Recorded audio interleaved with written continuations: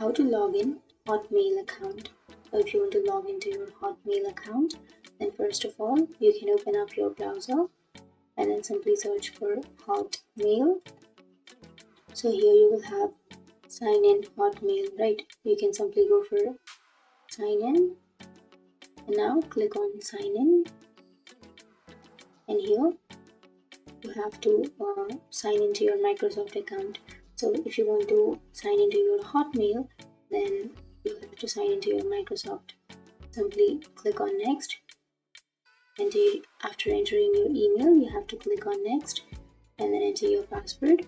But if you forgot your password, then you will have forgot password, and you will get a code to your email address so that you can enter that code, and then you can reset or recover your password. But I'll be just entering my password because I remember it, and then click on sign in. And if you want to stay signed in, then click on that box and then click on yes.